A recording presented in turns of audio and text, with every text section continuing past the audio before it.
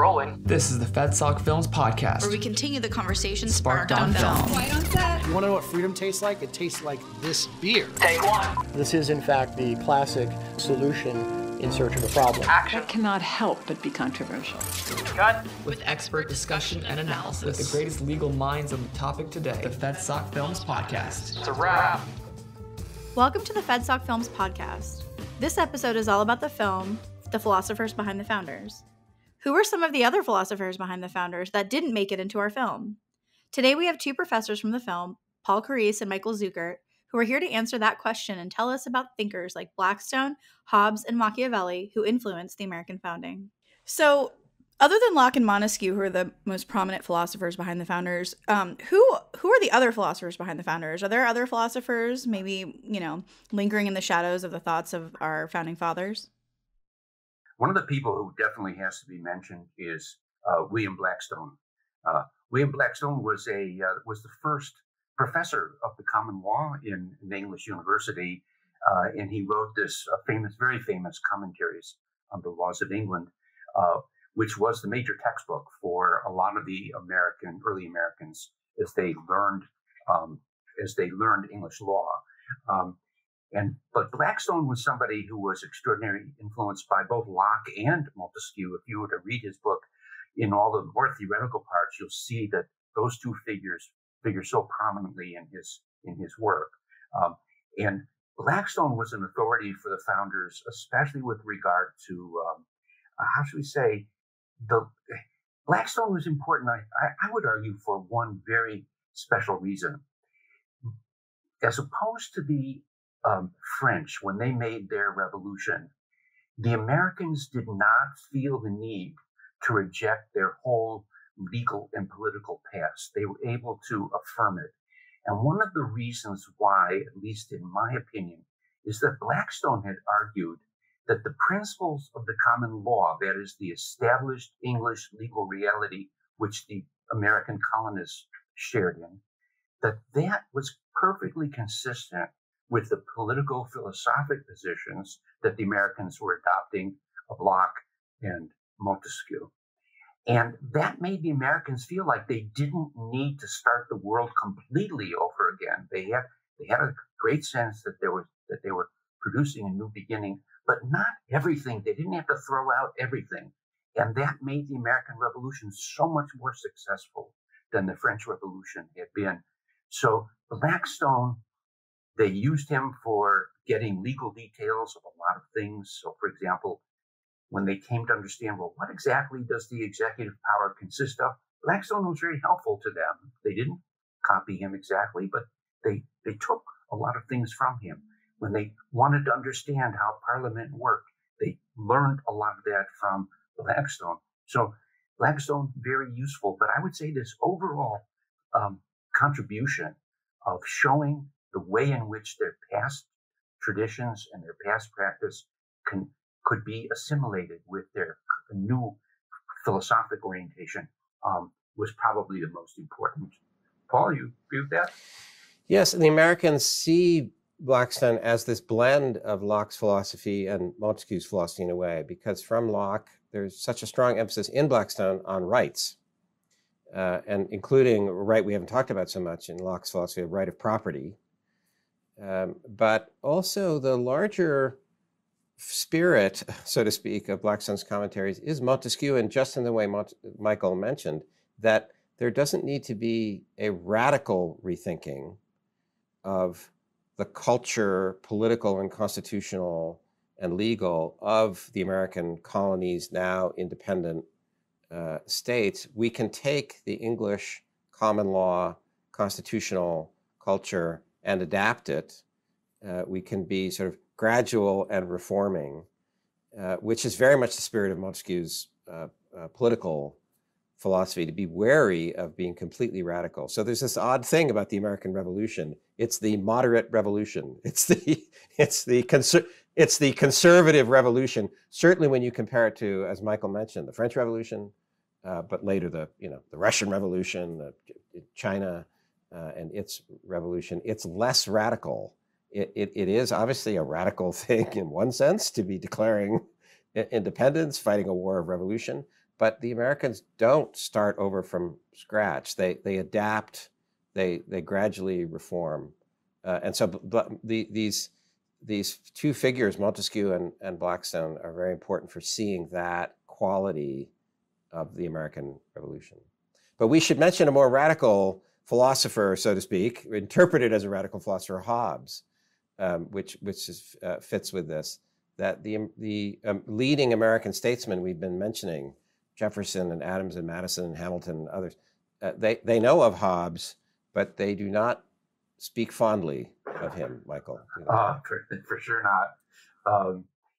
Hobbes, I'd say Hobbes and Machiavelli were the two figures from the history of philosophy that they were almost uniformly, they would almost uniformly appeal to as what they were not wanting to be, who they were not willing to follow. Although that's got to be qualified a little bit in the case of Machiavelli, because there were some who were a bit more influenced by Machiavelli. And I think in some way, some of them were more influenced by Machiavelli than they let on.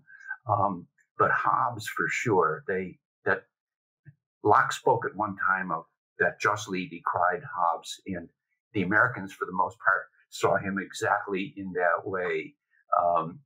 What do you think was what was it about Hobbes that got them, Paul? What do you think was there? Well, one famous instance is a letter that Alexander Hamilton writes in 1775. The particular context is Hamilton defending the spirit of revolution or claims for independence growing by citing the natural rights philosophy of Locke and Montesquieu and Burle-Marquis, and explicitly contrasting this to the person he's writing against, Reverend Seabury. He says, "You sound a lot like Hobbes, this view that the sovereign power should have absolute control in order to maintain order in society. And we Americans repudiate that. You should go read your Locke and your Montesquieu and your Burle-Marquis." So that's a letter called "The Farmer Refuted" from Hamilton in 1775. Yeah. One of the interesting people of the era who has a remarkably small presence, actually, in the thinking of the Americans, I think, was Rousseau, who had been himself very influenced by Montesquieu, but the Americans occasionally mention him. His book, The Emile, which is a book on education, had some influence on American thinking about education. But his major political works, The Social Contract, for example, did not have much presence in American thinking, which is sometimes a surprise because we like to think that the tradition that Jefferson stands for had some Rousseauian strains, but we don't see much evidence that Jefferson even really knew the thought of Rousseau. Occasionally, Madison will mention Rousseau, but he was remarkably not present for the Americans, in my opinion, kind of strangely. But that may have had partly to do with who could read French and how many translations were available. One of the interesting things, of course, is that Montesquieu was as influential as he was because there was an English translation of Montesquieu made very early, which had a big impact. That translation, as opposed to the original French text, had a big impact in America. And so Rousseau is much more influential in intellectual life and beyond today in America, especially the Emile. That was great. I have a follow-up question. Was there a religious or moral objection to thinkers like Hobbes coming from the American founding? Yes. Yes, absolutely. The Americans thought of Hobbes as a relativist or a nihilist. Hobbes, for example, denies that there's such a thing as justice by nature, that is, there's no natural justice. And the Americans were, for the most part, committed in one form or another to a theory of natural justice, which is what theory of natural rights is, a theory of natural justice. And Hobbes has a theory of natural right, but his theory of natural right goes like this. In the state of nature where the natural right is present, every man has a right to everything, including one another's bodies. The Americans just didn't. they didn't accept that. That was not, from their point of view, a morally acceptable. It wasn't even a moral position at all, much less morally acceptable. And they thought that that was all related to Hobbes's atheism, or they interpreted Hobbes very much to be an atheist, which is a contested position. There are some scholars out there who think Hobbes was indeed a very unorthodox, but some sort of Christian, in fact. But that by the by, the Americans didn't read him that way. One of the phrases used about Hobbes in his era and afterward is he is the beast of Malmesbury because he's an atheist. There's no way to fit his philosophical principles with a view that there is a benevolent creator that has ordered not only the cosmos, but human life with these natural laws and natural rights. So the Americans are not disposed toward this view. Given the emphasis of separation of church and state in our founding spirit, why would the founders care whether a thinker was essentially godless or God-fearing or not? I would say there's a phrase that Michael Zuckert has used in his scholarship about the American founding, that it is an amalgam of ideas. There are some ideas clearly more important than others, and Michael's clearly of the view that Locke, fundamentally more important than some other influences. But it would be a mistake to say, well, Locke is important and he's the exclusively important figure. So Enlightenment philosophy generally is not the exclusive influence on the legal and political and constitutional thinking of the American founders. So Christianity, particularly in its Protestant version, but in a broader, more complicated way, and I would say the natural right and even natural law dimension coming from European philosophy is important to the Americans. So the opening reference in the Declaration of Independence to these principles is the laws of nature and nature's God. Before there's a reference to self-evident rights of individuals, the broad phrase is the laws of nature, nature's God. And then, not from Jefferson's pen, but from the Continental Congress debating Jefferson's draft, come these later references in the Declaration of Independence to a divinity, never named as specifically Christian or even biblical, but a divinity who is providential and cares for human affairs.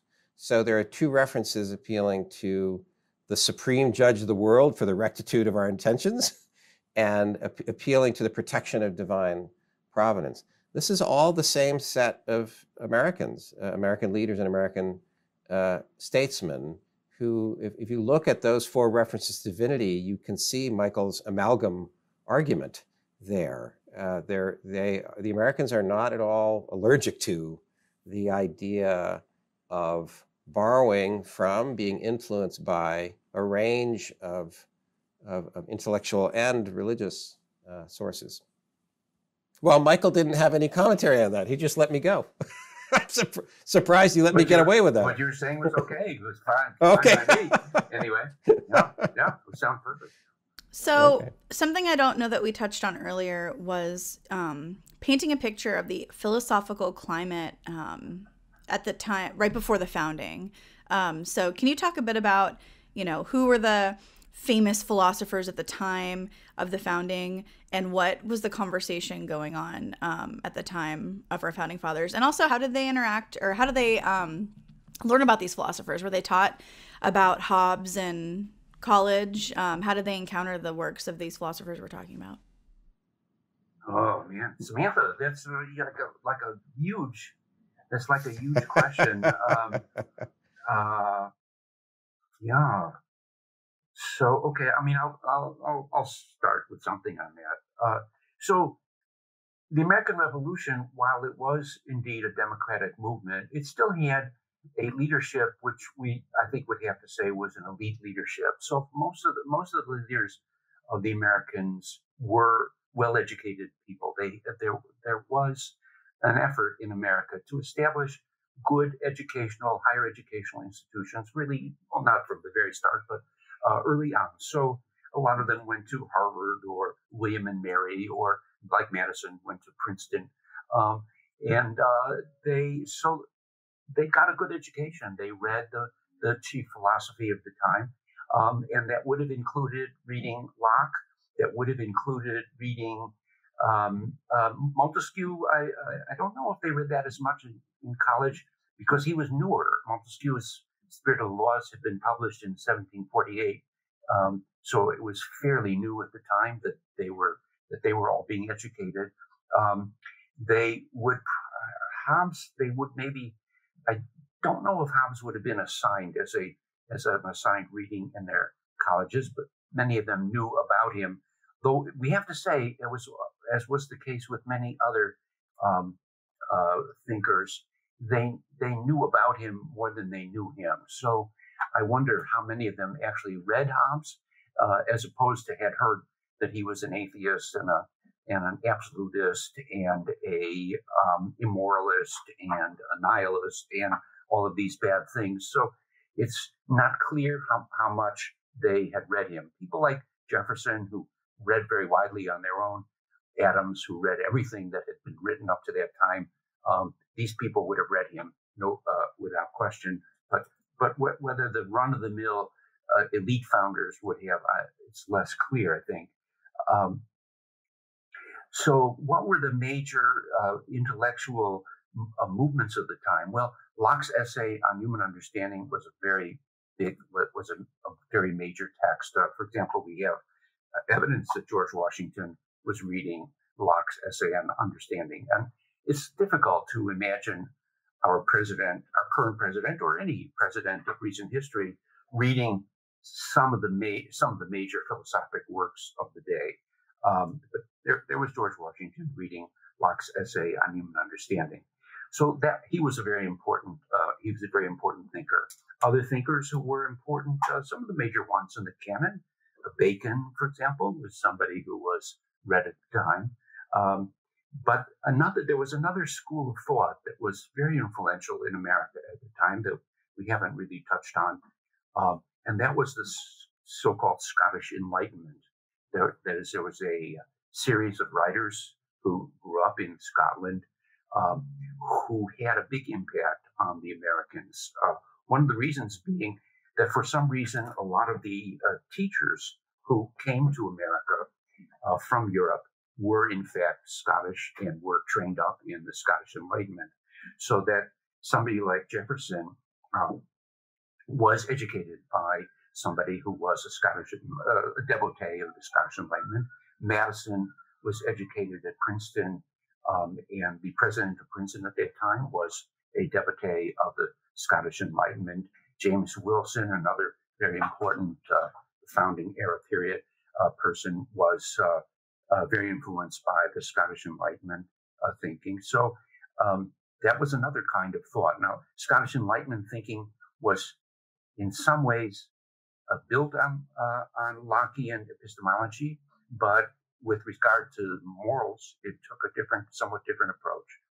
However, with regard to politics, interestingly, the chief Scottish Enlightenment thinker who was important for the Americans was a fellow named Hutchinson. And Hutchinson's political philosophy was actually pretty much identical to Locke's. So it didn't have a difference with regard to politics per se, but it did have a somewhat different position with regard to morality. The Scottish Enlightenment philosophy with regard to morality was something called the moral sense position. We have a moral sense that with which we can perceive moral relations, just as we can perceive colors with our eyes. This is a position that many Americans found, how should we say, consoling and morally satisfying. It's interesting, very helpful that Michael brought up the Scottish Enlightenment, to mention David Hume as well. It seems to have had some influence on Madison, but also Adam Smith. Most Americans would think of Adam Smith as only an economic thinker. His hugely important book from 1776, the short title of which is The Wealth of Nations. But Smith was on the Scottish Enlightenment, a professor of moral philosophy, and his first book was in this moral sense school of thinking, the title of which was The Theory of Moral Sentiments. And Smith saw no tension or contradiction between these two books, his economic thinking, so to speak, and his moral sense philosophy, because he produced a final edition of The Theory of Moral Sentiments after he had published the Wealth of Nations. So, but I want to mention something from an American observing the influence of Enlightenment philosophy, European philosophy on the Americans, writing just at the moment of success of the American Revolution in 1783, that they have defeated perhaps the most powerful empire in the world, and they are now independent. And this very public letter says the following: "The foundation of our empire was not laid in the gloomy age of ignorance and superstition, but at an epoch when the rights of mankind were better understood and more clearly defined than at any former period." And this tribute to the influence of philosophy on the American founding comes from none other than George Washington in his circular letter to the states and all the governors in 1783, a person who did not have a college education, but had already by that time surrounded himself, knew he needed to surround himself with very smart people, one of which was Alexander Hamilton. So the influence of philosophical ideas circulating, even to someone like Washington, a very busy sort of executive type person, farmer, planter, and then general, these ideas are penetrating. I do want to say one thing about Montesquieu, though. We do have some evidence that the Spirit of Laws is a text of political science or philosophy. So Michael mentioned the Reverend Witherspoon, who's the president of the College of New Jersey, we now call Princeton.